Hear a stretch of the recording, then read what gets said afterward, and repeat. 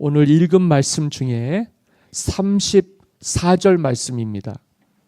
마가복음 7장 34절 말씀, 우리 한 목소리로 함께 읽고 말씀을 전하도록 하겠습니다.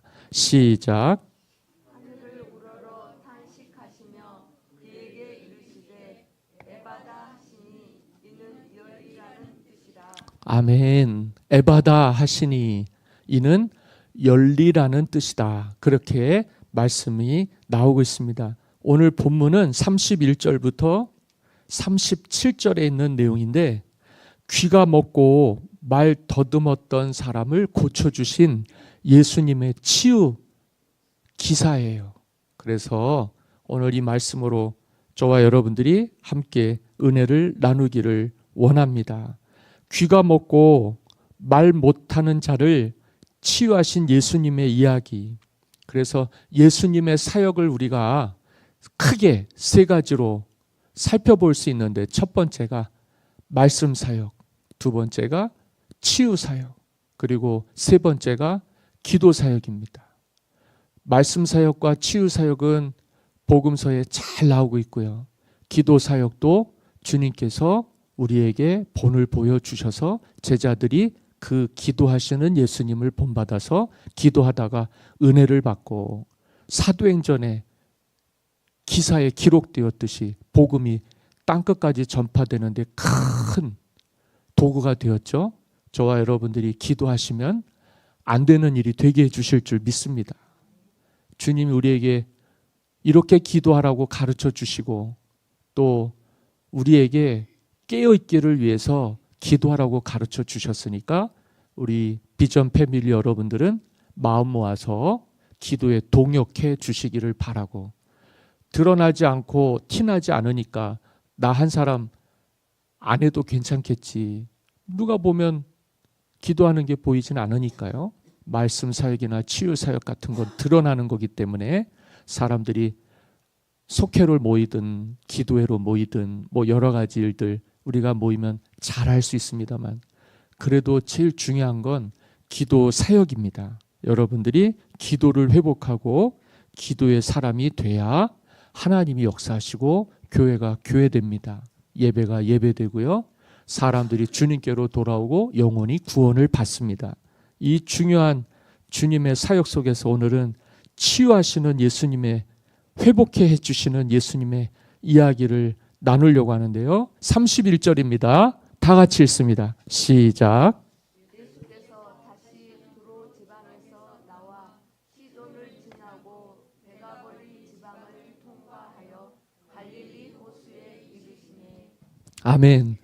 제가 전에는 이 복음서에서 예수님의 사역에 대해서 이런 부분은 본 적이 별로 없었어요. 그런데 최근에 이렇게 예수님의 사역을 마가복음 묵상하면서 새벽마다 말씀을 또 전하고 있는데, 가만히 들여다보니까 예수님은 대부분의 사역을 어디서 하셨냐면 갈릴리 근방에서 하셨어요. 저 갈릴리라고 하는 곳은 호수를 중심으로 해서 유대와 또 근방의 이방과 경계에 있는 지역이에요. 갈릴리 지역에는 이방 사람들도 살고 유대인들도 살고, 그 갈릴리 호수를 넘어가면 이방 나라들이 있습니다. 오늘은 여기가 성경에 기록되어 있는 대로 두로 지방, 시돈 지방 이렇게 나오고 있는데, 이 지역은 우리 요즘 세계 지도를 보시면 이스라엘의 북쪽에 시리아와 레바논이 나와요. 그 지역이에요. 갈릴리 위쪽으로 시돈과 두로를 지나셨어요. 우리 주님은 경계선에서 유대 땅에 있다가 이방 땅으로도 가시고 그랬어요. 이렇게 해서 들여다보니까 사람들이 예수님을 그 갈릴리 호수 근처에서요 너무 많이 무리를 지어서요, 가끔씩은 남자 5,000명, 가끔씩은 남자 4,000명. 그래서 성경에 보면 5병이어의 기적, 7병이어의 기적이 마가복음에 나와요. 이게 뭐냐면 남자 5천 명을 떡 5개와 물고기 2마리로 배불리 먹이시고 12광주리를 거두시는 거예요. 그게 오병이어의 기적입니다. 갈릴리 근방에서 있었던 일들이에요. 그리고 마가복음에는 칠병이어의 기적도 나와요. 남자 4천 명을 떡 7개와 고기 2마리로, 생선이죠. 물고기 2마리로 배불리 먹이시고 7광주리를 거두는 기사가 나와요. 오병이어의 기적, 칠병이어의 기적. 생각해 보십시오. 남자 5천 명이면 여자와 아이들까지 포함하면 약 15,000명에서 2만 명 정도가 되는 것 같아요. 4천 명, 남자 4천 명, 장정 4천 명입니다. 성인 4천 명 기준으로 해서 남자와 여자아이들 그리고 어른들, 여성들 다 포함하면 한 15,000명 정도가 나와요. 그 근방에 예수님 보려고 2만 명이 몰려드는 거예요. 흔한 일입니까? 우리 무한읍에 몇 명 사는 줄 아세요? 무한읍에.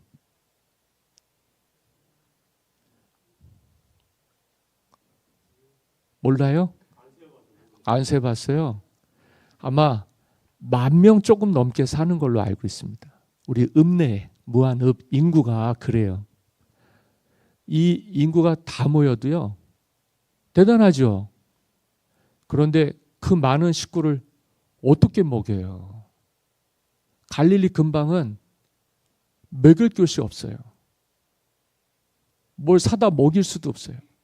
아마 그 정도 모였는데 우리 동네에서 잔치한다 그러면 난리 날걸요. 2만 명 어떻게 도시락 어떻게 싸고 어떻게 또 나눠서 먹이고 그렇게 일을 하겠어요.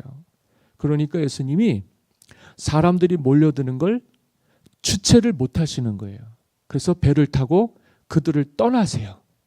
그래가지고는 이방 나라들로 가요. 가면 꼭 하나님이 우리 주님 통해서 이방인들을 고치시는 거예요. 다 목적이 있죠. 먼저는 유대인에게, 그리고 다음은 헬라인에게. 바울이 그걸 굉장히 잘 봤어요. 그래서 바울도 예수님 본받아서 유대인들에게 복음을 전하려고 했고, 그리고 이방인들에게는 그 다음에 복음을 전하게 되는데, 사실 원했던 건 잃어버린 하나님 백성들, 내 양떼들, 주님이 그토록 찾으시기를 원했던 하나님 백성들이죠. 그런데 그 외 사람들에게도 주님은 사랑과 관심과 돌보심을 베풀고 계셔요. 그걸 제가 성경에서 봤어요. 쉬기도 해야 되겠고 또 좀 생각도 해야 되겠고, 인간의 몸을 입으셨으니까 약 3년 정도 광야에서 시험 받으시고 시험 이기시고 성령이 내리시고 그렇게 해서 사역을 주로 하셨는데 어디서 하셨냐면 갈릴리 근처에서 하셨어요. 거기가 주 무대죠. 그런데요, 여기서 호수에 이르러서 누구를 만났느냐? 32절입니다. 다 같이 읽습니다. 시작. 사람들이 기먹고 말 더듬는 자를 데리고 예수께 나와 안수하여 주시기를 강구하거늘. 네, 사람들이요 또 귀가 먹고, 여기 보시면 말 더듬는 자를 데리고 예수께 나와 안수해 주셔서 고쳐 주시기를 간절히 요청했어요. 이 사람 고쳐 주십시오. 주님이 오병이어의 기적으로 한 2만 명 정도를 떡과 물고기로 배불리 먹이시고, 칠병이어의 기적으로 약 한 15,000명 정도를 떡과 물고기로 배불리 먹이신 분이에요. 그러니까 하나님 말씀을 듣고 영혼이 고침을 받고 건짐을 받는 것도 중요한데, 육신이 주님 쫓아다니면 허기 가지고 배가 고프니까 주님은 광야에서 이스라엘 백성들 만나와 메추라기로 그 민족 200만 명 구원하신 분 아닙니까? 이 일은 불가능한 일은 아니에요. 그렇게 해서 먹이고 또 돌아가게 하고, 그러는 중에 꼭 남는 사람들이 있어요. 문제는 뭐냐? 먹어도요, 문제가 해결되지 않는 사람들이에요. 배불러도요, 문제가 해결되지 않는 사람들이 있어요. 이 사람들은 누구냐? 병든 사람들입니다. 고통당하는 사람들이죠. 그들이 주님께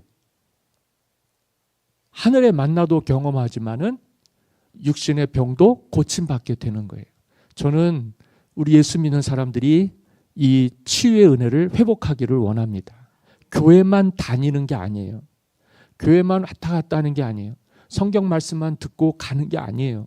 거기서 믿음이 생기고 거기서 은혜가 생겨서요. 주님이 어떤 분이신지를 알고 우리의 문제를 해결받기 위해서 우리에게 구원의 은혜를 주시는 주님을 붙드는 복된 성도들이 되셨으면 좋겠습니다.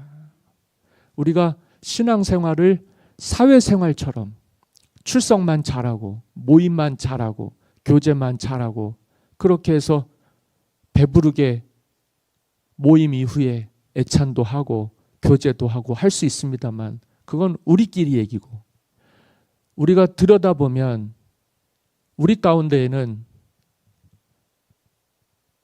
병든 사람들이 있고 외로운 사람들이 있고 치유가 필요한 사람들이 있고 뭔가 문제에서 벗어나야 될 분들이 분명히 있어요. 이게 주님의 마음이고요. 주님의 관심인데요. 우리가 그걸 놓치지 않고 살아갔으면 좋겠습니다. 사람들이 예수님께 나올 때 주님께 나오는 목적 중에 한 가지는 문제가 해결받기 위함이에요. 뭐 어디 가야 돼요? 병원에 가도 못 고치고. 지난번 12해를 혈루증으로 앓던 여인을 고쳐주신 예수님의 이야기가 나오지 않습니까? 이거 얼마나 귀한 일이에요. 얼마나 소중한 이야기입니까? 그냥 예수님 옷자락에 손만 대기만 하면 나을 줄 알고 그렇게 했던 여인에게 하나님의 은혜가 임했어요. 내 믿음대로 될지어다. 하나님이 하시는 일들입니다. 정말 귀한 일이죠. 여기는 사람들이 귀가 먹었어요. 그리고 말이 어눌한 거예요. 이 사람을 주님께 고쳐주시기를 바라고 데리고 나온 거예요. 그러니까 주님 필요한 사람들을 위해서 저와 여러분들이 쓰임받는 좋은 성도들이 되시기를 바랍니다. 우리 비전광림교회는 15주년이 돼요. 저는 그게 굉장히 필요하다고 생각합니다. 그냥 살아남는 데만 급급하고 예배 드리는 데만 그저 전전긍긍하는 것이 아니라 하나님이 은혜를 업데이트하게 해주셔서 업그레이드가 돼서 우리 한 사람이 어떤 누군가에게 주님의 은혜를 받도록 도움을 줄 수 있는, 이끌 수 있는 그런 좋은 성도들이 됐으면 좋겠어요. 그게 제 바람입니다. 한 사람이 10명 정도 좀 더 성장하고 좀 더 업그레이드 돼서 한 사람이 100명 정도. 이 신앙의 세계에서는 성경의 인물들을 보시면 알겠지만 한 사람이 10을 살리고 100을 살리고 1000을 살리고 있어요. 우리는 죽이는 사람이 아니라 살리는 사람입니다. 그렇죠? 살려서 어떻게 해서든지 살려서 뭘 받게 해요? 구원을 받게 해야 돼요. 그래서 예수님께 말씀 듣고 아마 주님의 은혜를 몸소 경험했던 사람들이 예수님이 어느 쪽으로 오시는가 그저 오매불망 쳐다보다가 이분이 사람 떠나서 저 이방 나라로 그 근처에 있는 지방의 이방 도시들로 가끔씩 가신단 말이에요.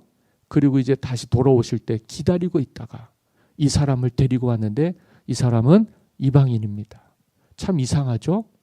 이방 사람들에게 주님이 나는 이스라엘의 잃어버린 영혼들을 위해서 왔다고는 하셨지만 그 사람들도 하나님께 데리고 나오면 그 사람들도 주님께 데리고 나오면 다 고쳐주셨어요. 이게 모든 사람에게 주시는 하나님의 은혜입니다. 몰라서 그렇고 주님을 영접하지 않아서 그렇지 이스라엘 백성들 가운데도 기득권과 가지고 있는 사람들, 높은 지위에 있던 사람들은 주님을 싫어했죠. 그런데 그 시대에 차별받고 억압받고 어려움 당하고 고통당하고 병들어 있고 귀신 들렸던 사람들은 주님을 간절히 바랬어요. 그래서 거기까지 간 거예요. 어디까지요? 갈릴리까지요. 주님 거기 계셨다니까요. 예루살렘 근처에는 가시지도 않았어요. 그런데 사람들이 가는 곳마다 마을마다 동네마다 다 찾아오죠. 그리고 주님 따라서 어디까지 가냐면 광야로도 가고 갈릴리 호수 근방으로도 가서 막 사흘씩이나 주님 쫓아다니다가 배는 고프고 허기진데 어디 가서 오고 가서 먹고 마실 수도 없는 그런 곳에서 하나님이 주시는 하늘 만나, 주님께서 축사하시고 주시는 은혜를 경험하게 되면서 이 사람들이 사람들을 주님께로 데리고 오는 거예요. 그러니까 여러분, 우리는 예수 믿었으니까 당연히 구원받죠.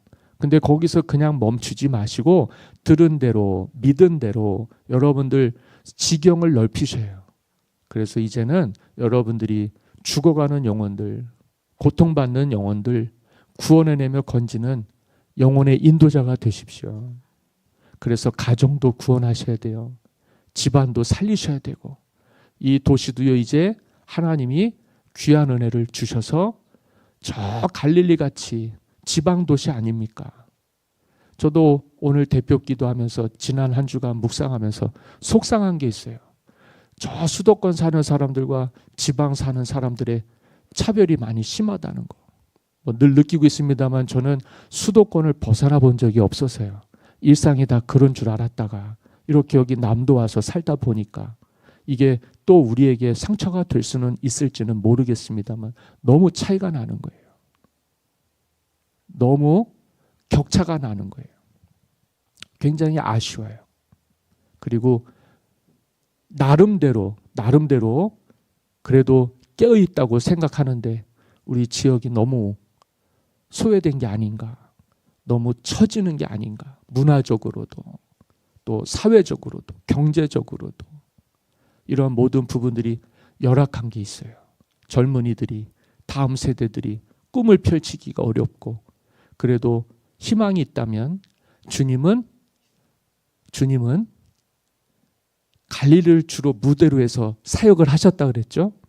저는 그래서 이 도시가 좋습니다. 이 도시가 좋아요. 저 수도권 사람들이 주님 별로 필요하지 않을지는 모르겠지만 우리는 영적으로 목마른 사람들이고 또 하나님의 은혜가 필요한 분들이시라. 주님이 우리를 위해서 오신 것 같아요. 그래서 우리 가운데 친히 찾아오셔서 우리에게 구원의 은혜를 베풀어 주시고 계시는 줄 믿습니다.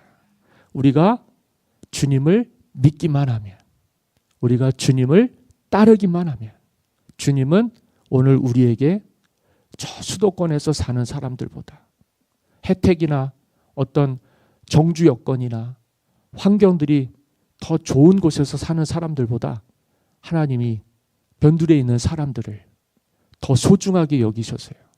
주님이 자꾸 드나드시고 우리 집에, 그리고 주님이 우리를 지나가시면서 주님의 숨결을 느끼고 주님의 은혜를 느낄 수 있도록 은혜를 주시니까 저는 이 도시가 좋단 말이죠.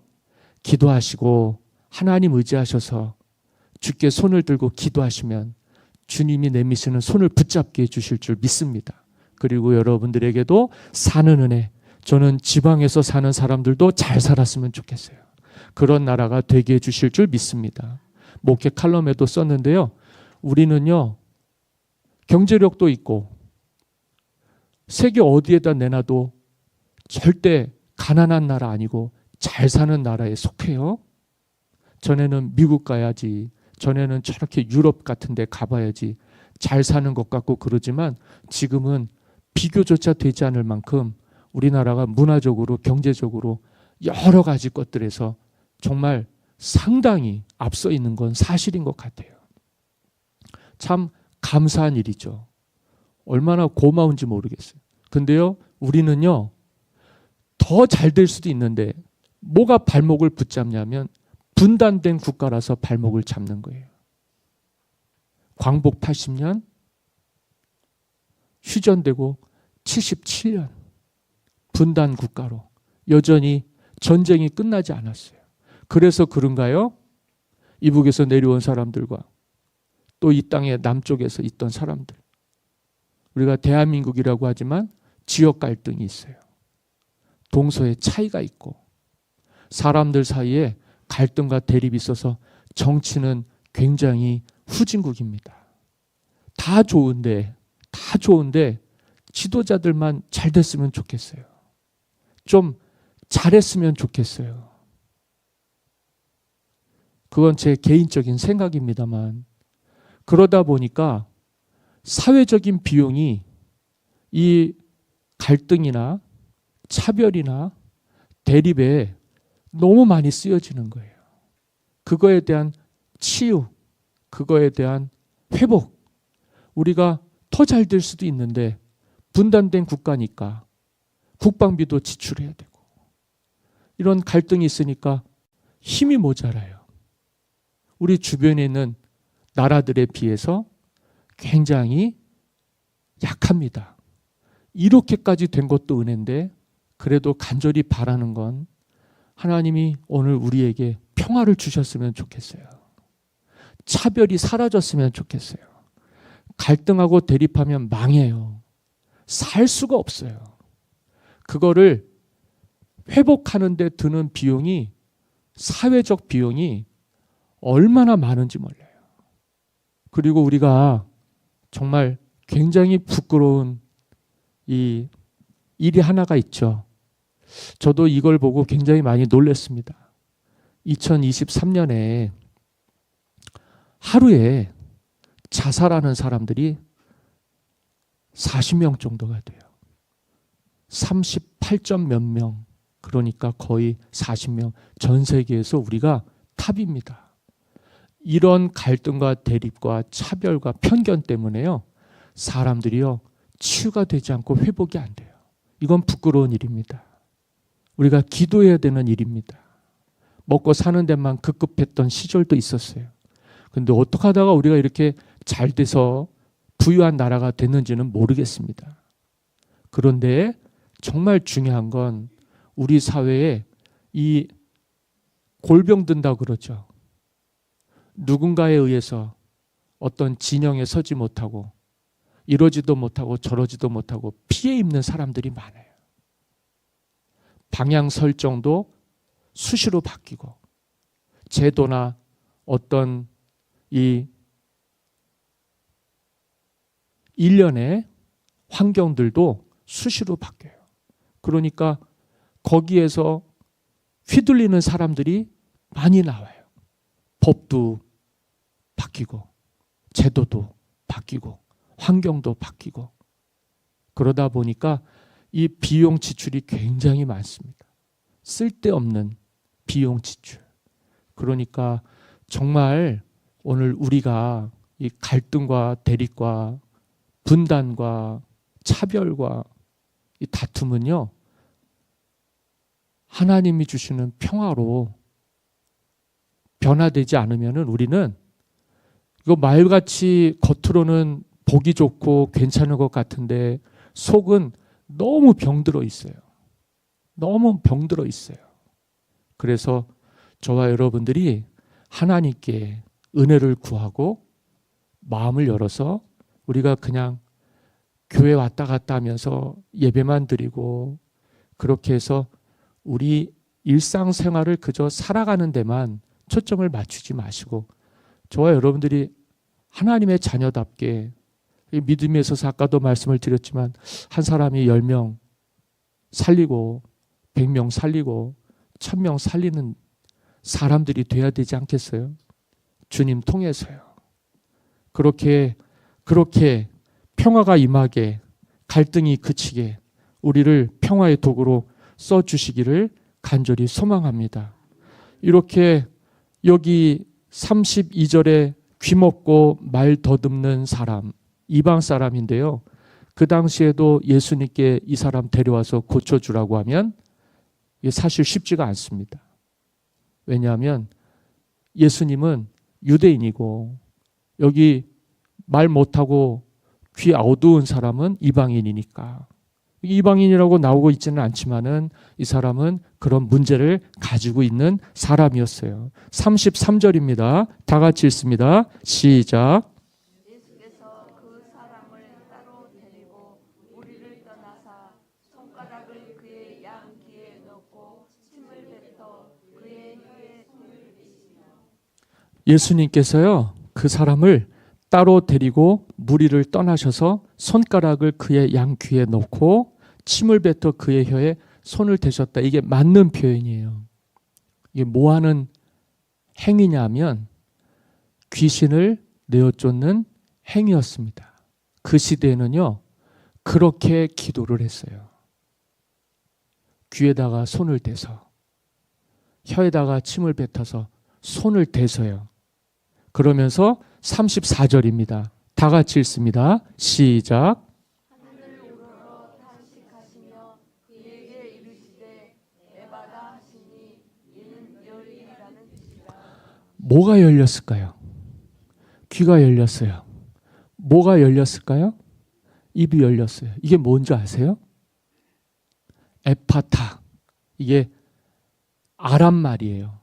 이방 사람들, 유대 사람들이 갈릴리 근방에서 흔히 말하던 언어였습니다. 아람 방언.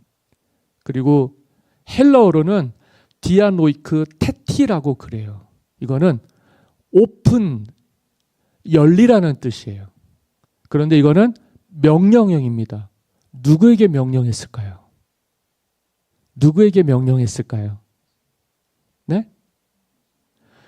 귀를 어둡게 하고 혀의 말을 어렵게 만드는 귀신에게 명령한 거예요. 사람들이 그걸 볼 수 있을까요? 못 봐요. 예수 믿는 사람들은 어떻게 해야 되죠? 볼 수 있어야 돼요. 그러려면 어떻게 해야 됩니까? 기도하셔야 됩니다. 기도 외에는 이런 유가 나타날 수 없다.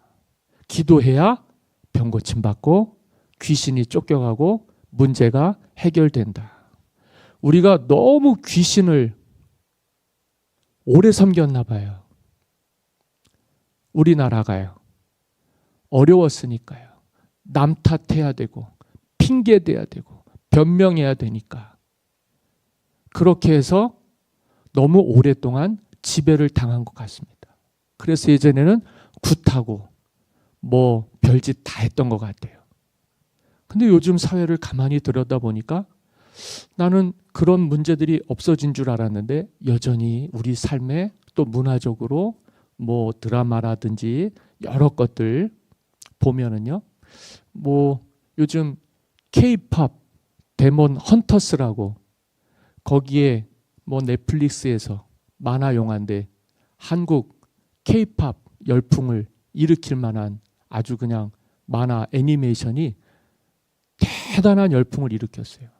근데 거기도 보면 그런 게 나와요. 저승사자. 그래서 사자군단. 아이돌인데요. 남자 아이돌이에요. 그런 게 있더라고요. 약간 샤머니즘. 우리를 그렇게 생각해요. 사람들이. 우리는 그만큼 그 영향을 많이 받은 거예요. 누가 필요할까요? 예수님이 필요한 거예요. 그래서 그런가요? 사람들이 너무 힘들어해요. 사는 거에. 사람들이 너무 우울해해요. 나는 이런 게 너무 속상해요. 우리는 어둠의 일을 벗고 빛의 갑옷을 입고 낮에와 같이 다니면서 하나님의 영광을 위해서 살아야 됩니다. 근데 맨날 눌려 있단 말이죠. 맨날 주눅 들어 있단 말이죠. 맨날 스트레스 받고 있단 말이죠. 그런 짐을 누가 계속 지고 달고 살라고 그랬어요? 주님은 그런 말씀을 하신 적이 없어요. 수고하고 무거운 짐진 자들아 다 내게로 오라. 내가 너희를 쉬게 하리라. 주님께 맡겨드리고 오늘 우리는 우리의 할 일을 하면서 사람들을 살리기도 하고 건지기도 하고 구원하면서 살아야 되는 거예요. 그러려면 어떻게 됩니까? 에바다 해야 되는 거예요. 명령을 하시란 말입니다. 귀도 열리고 입도 열리고 마음도 열려서요. 닫혀진 마음으로 살지 않고 닫혀진 귀로 살지 않고 우리가 입 닫고 살면 어떻게 살겠어요? 세상 얘기만 하면서 사실 거예요? 우리가 복음을 전하기도 하고 영혼을 살리기도 하고 구원 얻게도 해야 그게 기쁨이잖아요. 기쁨 중에 가장 큰 기쁨이 뭔지 아세요? 한 영혼이 주님께로 돌아오는 거예요. 이게 천하를 얻은 기쁨보다 더 큰 기쁨이에요. 이걸 못 누리는 거예요.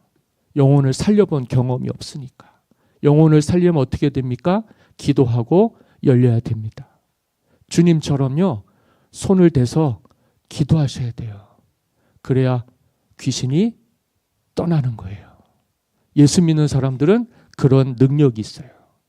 우리가 샤머니즘이나 무속이나 이런 거에 영향을 너무 많이 받아서 이게 우리의 생각 속에 너무도 많은 억압을 하고 지배를 하고 영향을 줍니다. 문화적으로도 시각적으로도 청각적으로도 감각적으로도 우리가 그런데 자꾸 노출이 되면요, 영혼이 병이 들어요.